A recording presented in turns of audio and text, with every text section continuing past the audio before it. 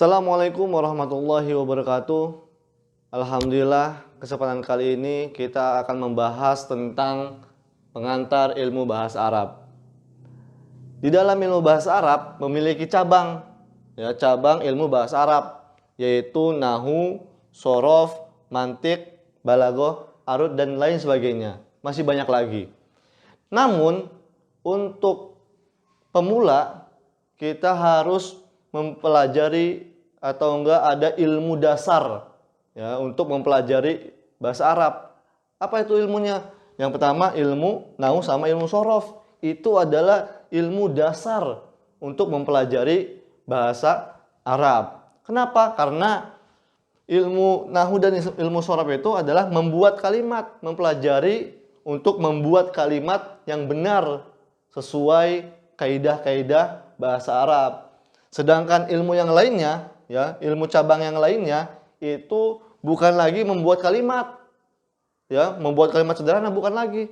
Akan tetapi ilmu mantik, balaghah, arud itu ilmu yang mempelajari cara membuat kalimat yang indah, membuat kalimat yang indah sesuai dari susunannya, maknanya, dan sebagainya. Jadi untuk pemula, atau enggak orang yang baru mempelajari ilmu bahasa Arab itu harus mempelajari ilmu nahu dan ilmu sorof. Pada dasarnya ilmu sorof itu bagian dari ilmu nahu. Jadi di dalam ilmu nahu itu ada ilmu sorof juga. Kenapa? Karena apa perbedaan sih? Apa perbedaan antara nahu sama ilmu sorof? Perbedaannya itu adalah kalau misalkan ilmu nahu itu ilmu yang mempelajari struktur kalimat, struktur kalimat bahasa Arab dengan benar. Sedangkan ilmu sorof itu ilmu yang mempelajari perubahan suatu bentuk kata, kata ke bentuk lainnya. Misalkan kita memberikan contoh ilmu sorof itu jalasa. Kenapa kok kita memberi jalasa? Karena jalasa itu ada perubahannya. Misalkan jalasa ke jalastu, perubahan kata, misalkan jalasa, jalastu, jalasta, dan lain sebagainya. Itu perubahan kata. Sedangkan nahu ini adalah struktur kalimatnya. Misalkan jalasa dari atas tadi, jalasa zaidun. Ini struktur kalimatnya. Ini yang benar. Yang salah gimana? Jalasat zaidun. Itu salah. Kenapa salah? Karena tidak sesuai dengan struktur kalimatnya.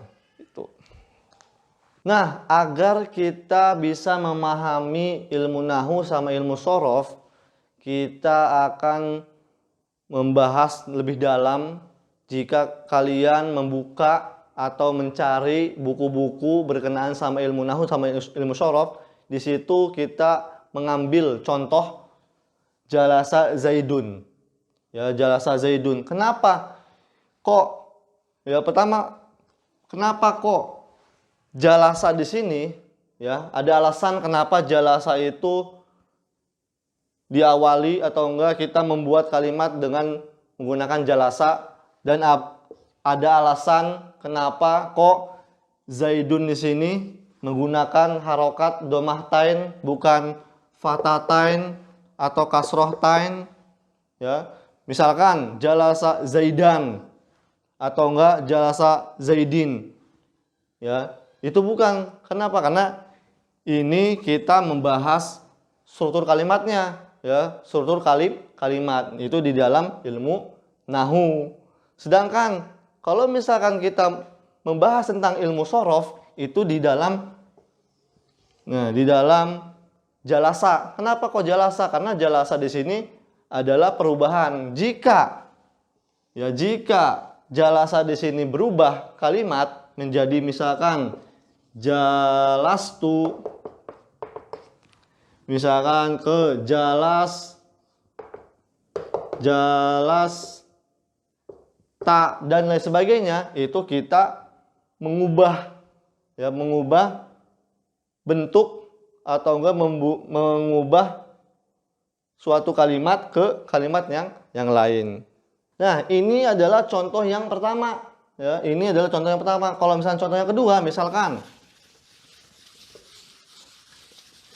kita ambil huruf H, Mim, sama Dal. Ya, huruf ini akan berubah, ya, berubah-ubah atau membuat seluruh kalimatnya. Misalkan dari huruf H, Mim, sama Dal, kita bisa mengambil contoh alhamdu. Ya, alhamdu di sini menggunakan domah tain. Kita bisa contoh misalkan surat Al-Fatihah, alhamdulillah, di sini menggunakan domah tain. Sedangkan ada di kalimat khutbah alhamda, innal hamdalillah. Nah, itu jadi ini menjadi fathah, misalkan innal hamda lillah. Innal hamdalillah di sininya fathah. Tadi misalkan alhamdulillahi rabbil alamin.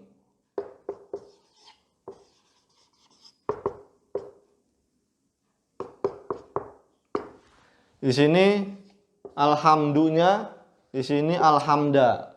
Sekarang alhamdi. Alhamdi di sini menggunakan kasroh. Misalkan contoh, misalkan kita mengakhiri suatu acara misalkan, atau enggak memulai acara, nabda'u bilhamdi.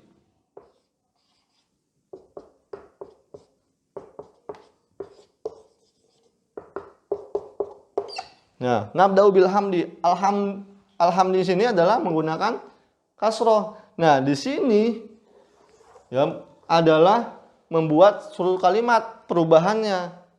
Contoh yang ini itu termasuk di dalam ilmu nahu.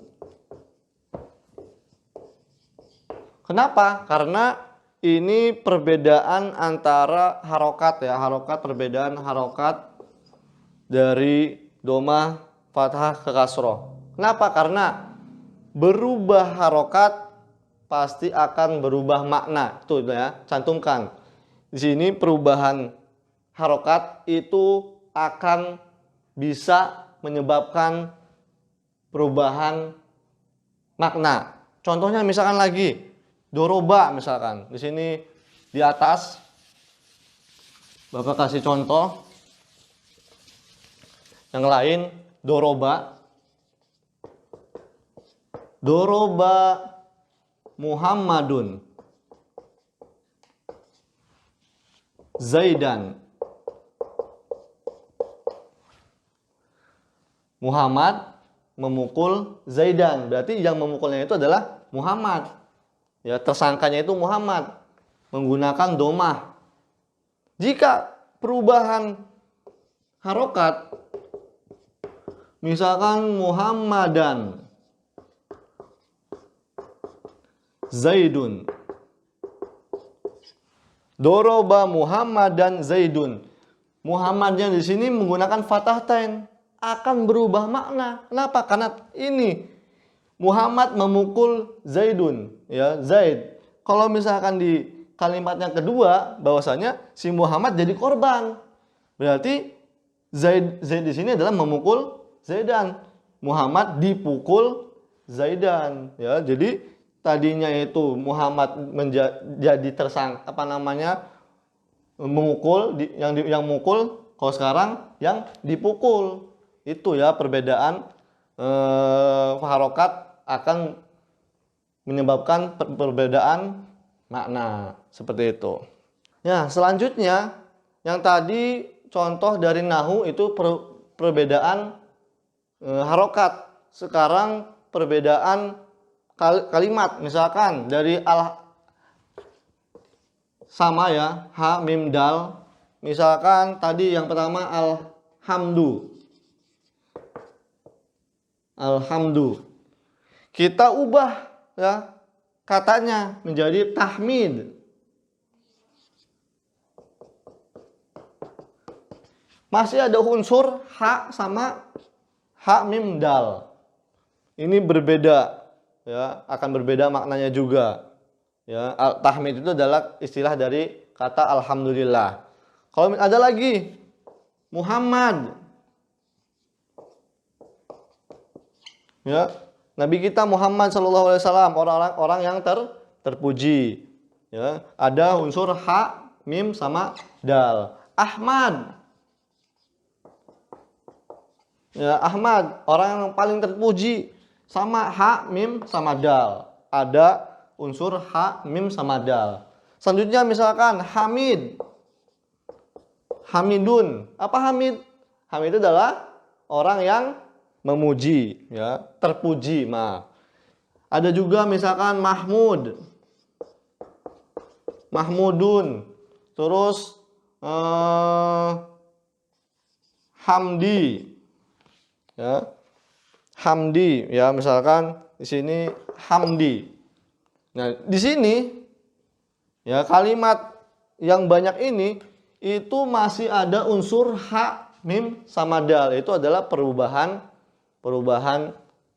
kata, ya, maka akan berubah artinya. Kesimpulannya di pelajaran kali ini atau pembahasan kali ini adalah perbedaan antara ilmu nahu sama ilmu shorof. Ilmu nahu itu adalah ilmu yang mempelajari struktur kalimatnya, sedangkan ilmu nahu adalah mempelajari perbedaan antara kalimat ke kalimat yang lain. Nah, dua kalimat ini atau dua ilmu ini adalah ilmu yang paling utama untuk kita pelajari jika kita baru memulai mempelajari bahasa Arab. Sekian kiranya materi kali ini. Syukron. Assalamualaikum warahmatullahi wabarakatuh.